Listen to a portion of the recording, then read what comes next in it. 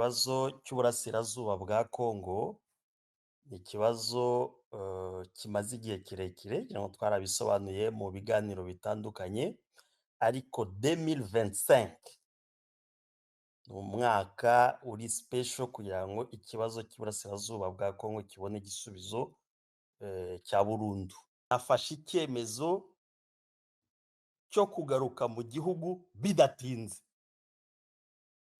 Nta n'idele yatanze, yavuze ngo bidatinze, ngo kandi nkaza mu gihugu nciye mu burasirazuba ngo kuko ariho inkenewe cyane, voilà, ngo kandi hagomba urumva ibyo bintu, ndi kukumva. aya ni amagambo ye. Umunyapolitiki umwe, niba ari umunyapolitiki niba ari umushakashatsi wo mu Sud Afrique witwa Fanon, yaravuze ati l'Afrique a la forme d'un revolver dont la gâchette se trouve au Congo. Ngo Afurika ni igihugu gisa na pisto, utwiga biba muri Congo. Ngo ushatse kurashisha Afurika ni ugukora muri Congo. Ibibazo byose ubu ngubu isi iri guhangana nabyo bigera kuri 5, igisubizo kiri muri Congo. Twarabivuze, ikibazo cya climate, ubushyuhe, les gaz à effet de serre, isi irashyushye. Congo ifite igisubizo kuko nicyo gihaha cya kabiri cy'isi, gifatanya n'icya Amazon hara muri Brazil. Ngo amashyamba ya Congo niho isi ihumekera. Donc ntiwavuga COP28 iriya nama yabaye sur le climat utavuze Congo.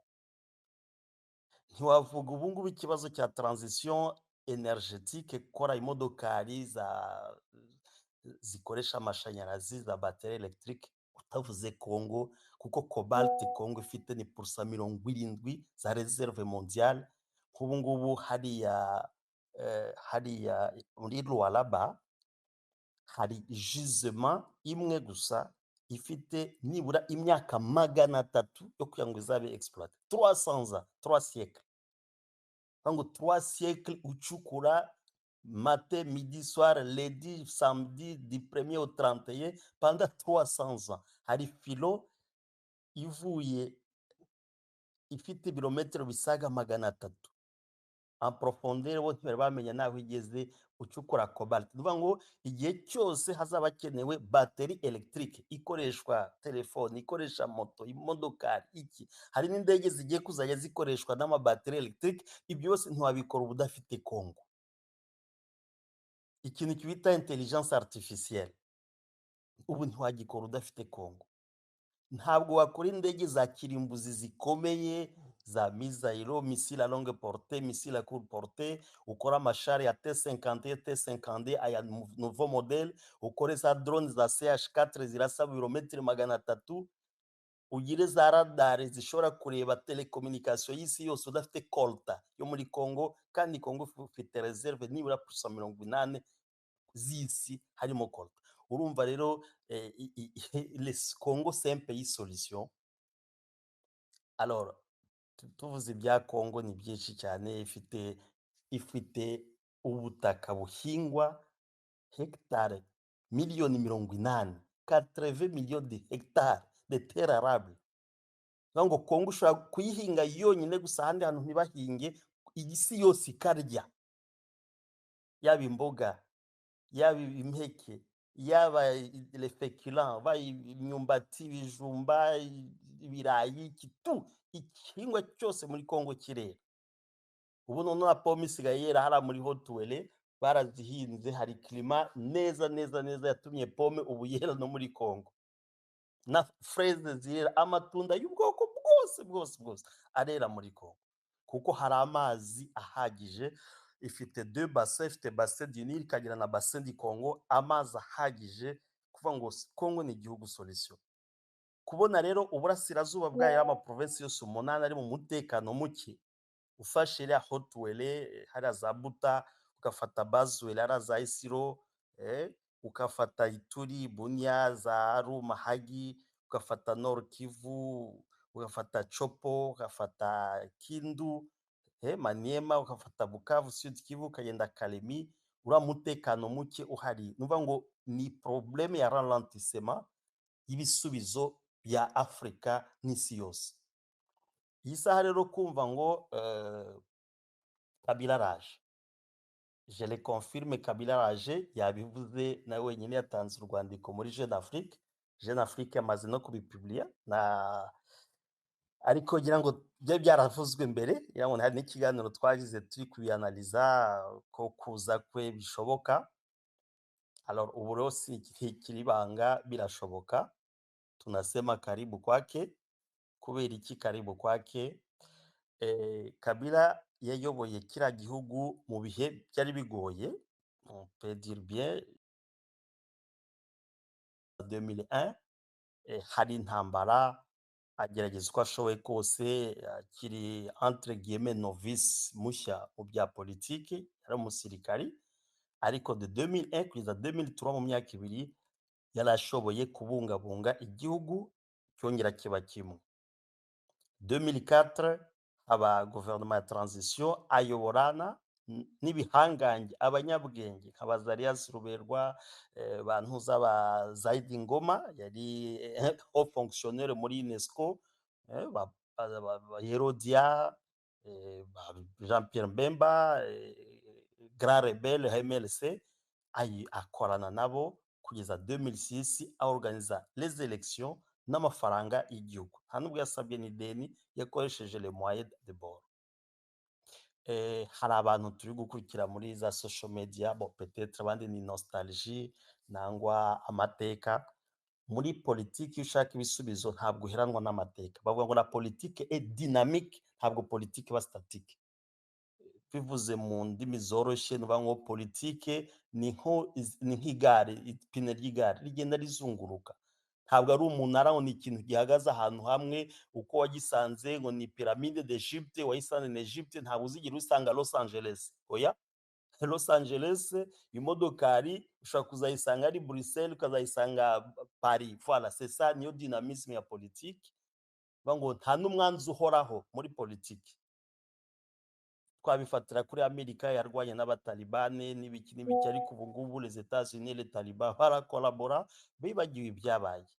Tu ne peux pas faire la paix à l'est de la RDC sans Kabila.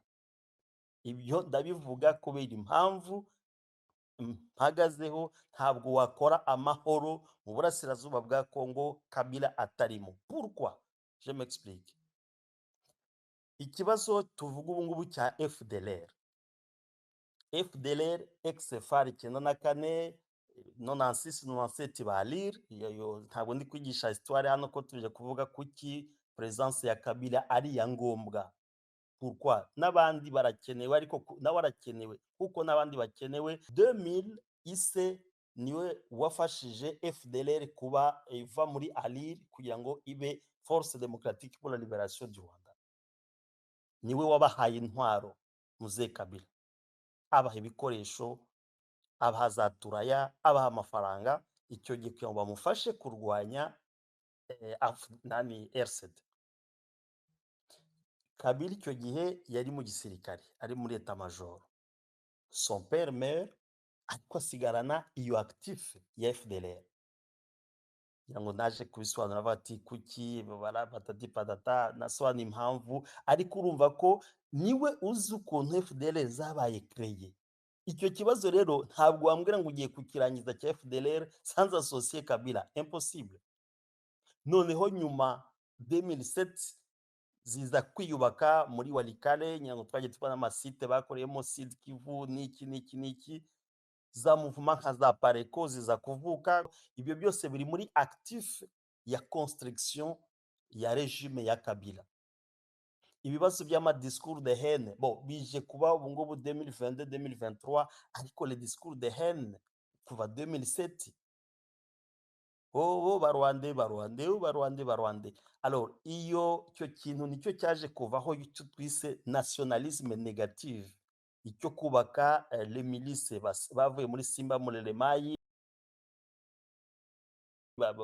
Mayi, ubu ngo babaye bazalendo. Voilà, iyo nebuleze yose kugira ngo izamuke igire imbaraga, nuko yubakiye kuri iyo ideologie ya nationalisme négative, ngo bari kulita contre la balkanisation, bari kulita contre l'occupation. C'est la politique yabayeho kuri regime ya Kabila.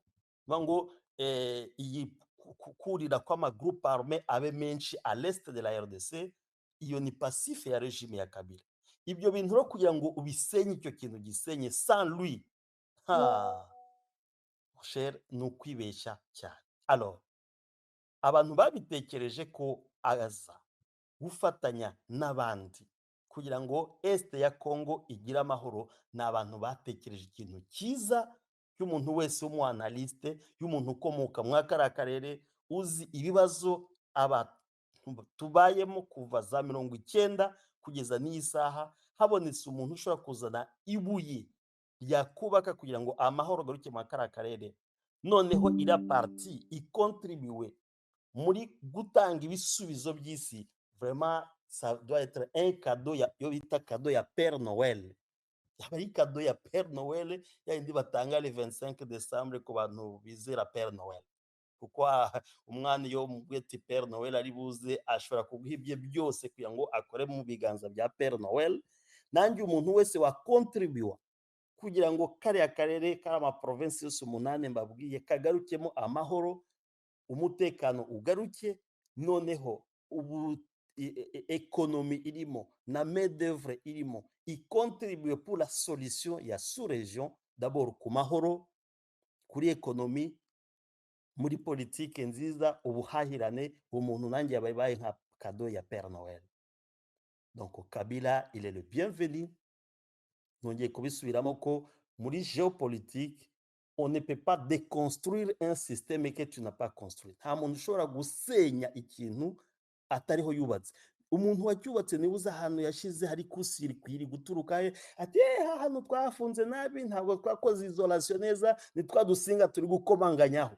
Wowe utabizi, wowe wasanze bakubise irangi inyuma, tu ne sais pas ce qu'il y a à l'intérieur.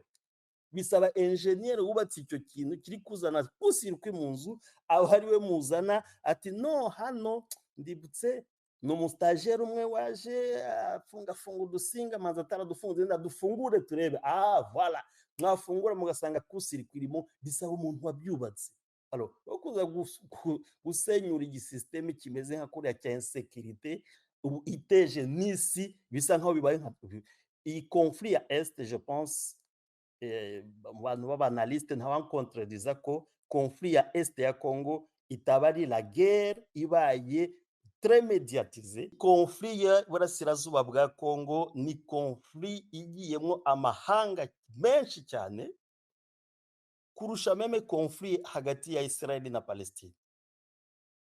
Niyo conflit twavuga yinjiyemo amahanga menshi cyane. Muri bukagiye cya 96 d'abord hari u Rwanda, hari Uganda, hari Burundi, n'ibindi bihugu, Amerika yari hari, ntitwabisha ko n'ibintu bizwi, Ethiopia ririmo, Eritrea ririmo, za Tanzania, urumva ko Tanzania niyaje gutraininga abasirikari Kamina, ba FDL ainsi de suite.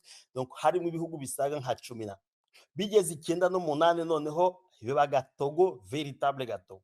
Ibihugu byose bya SADC n'ibihugu byose bya East Africa barahangana, plus de 12 pays, kugeza meme na za ntuza za Chad zaraje n'iki, ibihugu byinshi cyane. Alors intambara yo ya CNDP muribuka za FIBZ za MONUSCO yose, noneho ubu ngubu ibihugu byari birimo nyangura, umuntu wese arabizi, ntabwo ndi kwigisha histoire ni realite tuzi. Ubaze kuva 96 bo tubaze nayo kuva meme ku bwa mu muri 90 kuzamura kugeza ubu, ibihugu byinjiye muri ya conflit ni ibihugu byinshi cyane. Donc twavuga ko yaba ari conflit ya mbere après la deuxième guerre mondiale yarangiye yabaye mu 40-45, twavuga ko ibaye conflit généralisé yafashe ibihugu byinshi. Kumva ko rero hari umuntu ushobora kuba ari parmi les constructeurs b'iyo conflit akavuga ati ndaje, yavuze amagambo mu rwandiko rwe akarishe cyane, dushingiye ku tuze mu gifaransa muri compte tenu de la dégradation de la situation sécuritaire à travers tous les pays, ainsi que la déliquescence qui gangrène tous les secteurs de la vie nationale. j'ai pris la résolution de rentrer sans délai au pays. Et j'ai décidé de commencer par la partie orientale du pays parce qu'il y a péril en la demeure. Icyo ni ijambo rikomeye cyane. Il y a péril en la demeure. Ngo ku buryo umutekano ugenda umera nabi hirya no hino mu gihugu. Ngo kimwe no gusenyuka kw'igihugu biri kurushaho kwangiza inzego z'ubuzima bwose, nafashe icyemezo cyo kugaruka mu gihugu bidatinze. Donc nta délai yatanze, yavuze ngo bidatinze, ngo kandi nkaza mu gihugu nciye mu burasirazuba, ngo kuko ariho nkenewe cyane. Voilà. Utasubira mu gihugu bidatinze. Aha. Icya kabiri, ngo ubuzima bwose burahagaze, ndavuga ngo defense, sécurité, économie, vie sociale n'iki. Donc ntabwo ari mu bantu bagomba kurebera nk'abandi bose, ati no, ati kandi ngiye aho nkenewe